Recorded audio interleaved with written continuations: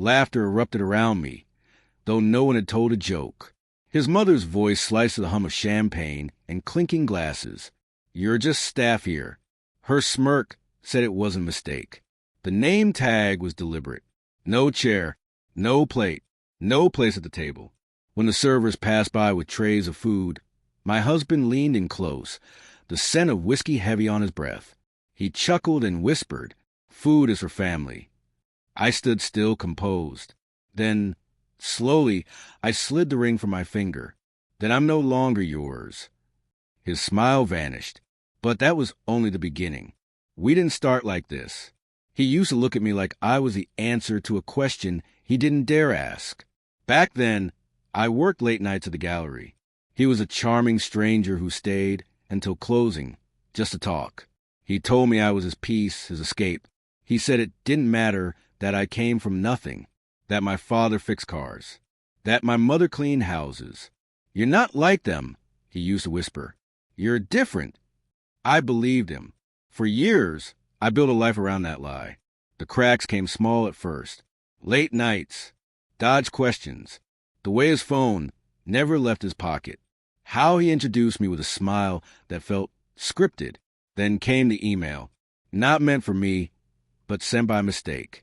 The subject line read his sister's name, but inside was his mother's message: "Keep her quiet.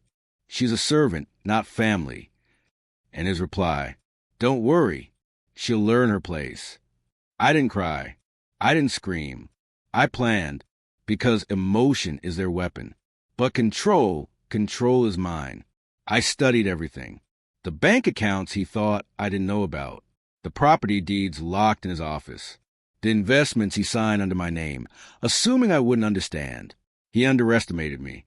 He always had. Every rushed signature, every condescending chuckle, every passive-aggressive jab, all became my weapons.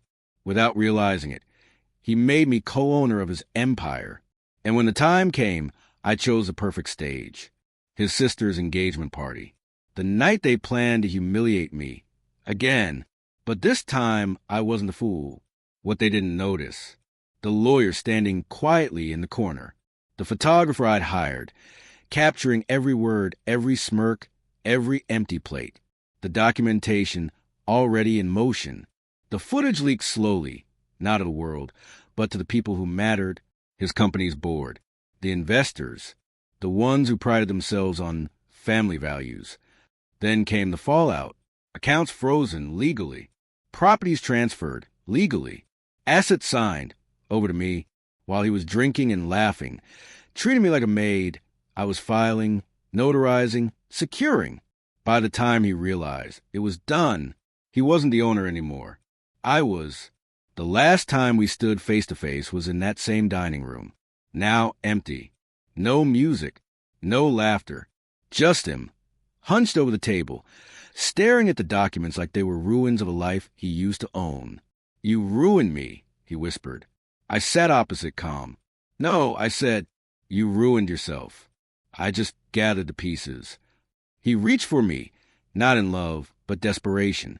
I leaned back, just out of reach. "Food is for family," I said softly, returning his words like a dagger. They say revenge is fire and fury, but they're wrong. Revenge is silence. Revenge is precision. Revenge is paperwork.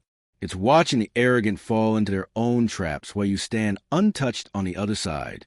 I left him there, with his empty glass, his ruined name, his silence. Now, when people ask what I do, I smile. I run a company. And sometimes, late at night, I take the old wedding ring from the drawer, not with sadness, with clarity. Because once, they called me a housekeeper. Now, they serve me.